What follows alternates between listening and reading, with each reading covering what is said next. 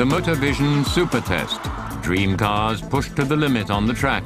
At the wheel, a man whose name is part of motorsport history. Matthias Lauda, son of Formula One legend Niki Lauda. 5 different sports cars, 5 different concepts, prices lying between 46 and 240,000 euros. Matthias Lauda tests them all at the Sachsenring in eastern Germany. Long straights, plenty of corners, sudden hills, hidden dips, just what a super test calls for. Matthias Lauda, 27 years old, successful in the touring car race series DTM, formerly a driver in the GP2 series, the training camp for the Formula One. He takes our 5 cars to their limits and beyond. The latest models of these cars would be far too expensive for most, but second-hand specimens, they could make dreams come true. Lauda and his test team have to deal with 5 cars with very different characteristics, from 192 to a fantastic 500 horsepower. In our super test, the pedigree lightweight Porsche 911 GT3.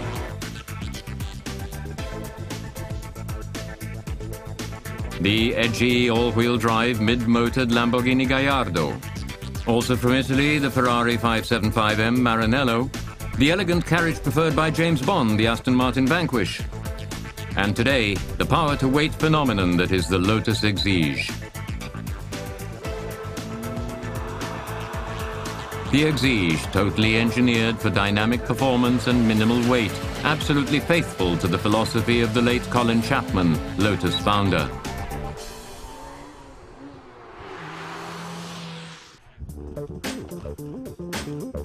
Matthias looks forward to driving the little Exige, if he can twist his 1.74 m frame into the driver's seat, but as a race driver he's used to the cramped surroundings. This is a race car which is also permitted to be used on the public highway. The mid-motor produces 192 horsepower but weighs only 875 kilograms. The top speed, 237 kilometers an hour. The lightweight construction convinces Lauda after only a few laps.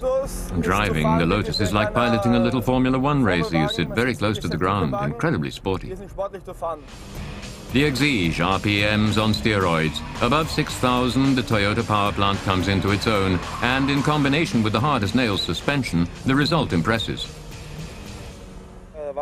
The car is very neutral. No undue pull on the front axle, nor on the rear axle. The car is well balanced on account of the engine being in the middle.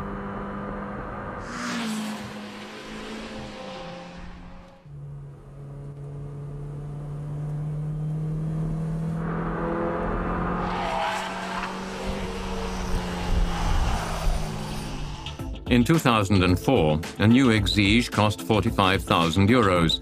Airbags, ESP or navigation system? No way. But instead, aluminium, carbon composites, tire pressure controls and ABS.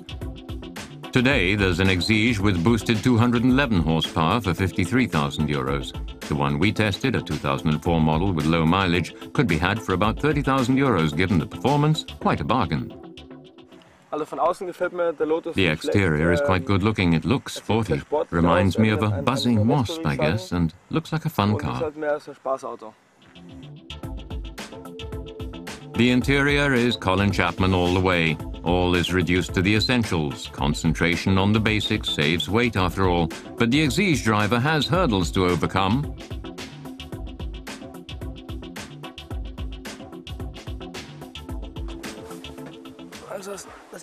Okay, getting in, as you can see, is not so easy, and I'm not all that big.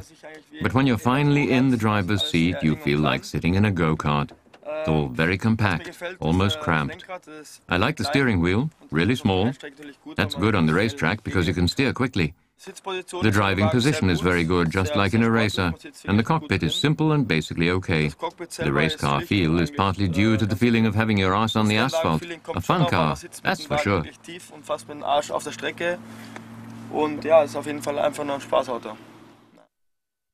The motor lacks some bite. At low revs, nothing much happens. With turbo, it would be perfect, though, because the push only comes above 6,000 RPM.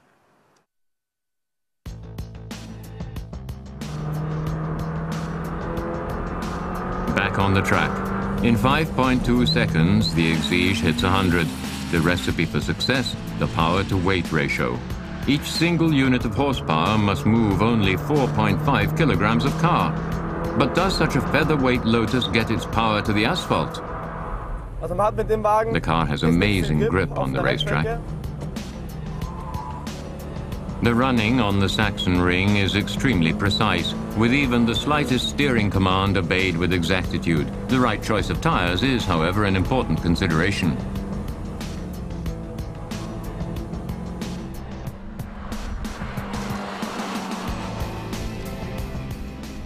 The car I was given to drive has special sports tires mounted, almost slicks, and so it takes a couple of laps to get them to the temperature needed for optimum grip.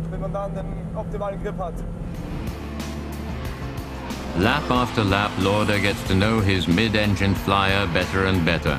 As convincing as the concept is, short, light, nippy, deficits do gradually come to light.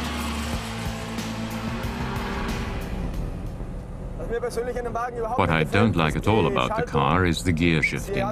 There's a lot of leeway and it's very slovenly. Changing gear is a real chore and it's something that really should be better. Another drawback, there's so little legroom. You're knocking your left foot against the side all the time. If you're driving many laps, you start praying for knee pads too.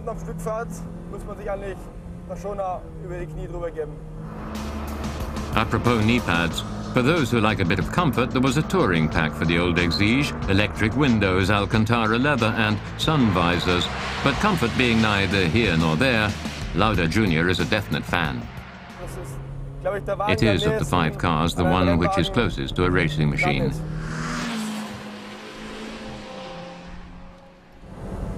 The Lotus has a steering which is very direct, really good, almost perfect in my opinion. In the Formula One firmament, there is no longer room for the small garage-based racing teams like Lotus, but the Brits continue to build fast sports cars with unlimited fun behind the steering wheel as part of the standard package. The best thing about the car, in my view, is how it behaves in fast corners. Here at the Saxon ring, you can take the fast corners at full speed.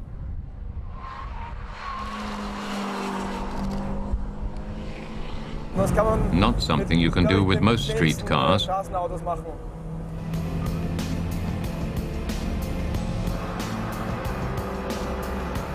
But caution is advised, for as soon as there's wet on the track, the combination of sports tires and middle motor makes for noisy pirouettes. In expert hands, this adds up to a whole lot of fun. But the inexperienced, perhaps used to ESP, will live some heart-stopping moments. My conclusion? It's a car that's at home on the racetrack, fun to drive this car because it hugs the track and never lets go. It's fun too, even if it's a bit underpowered. A few extra horsepower would make all the difference.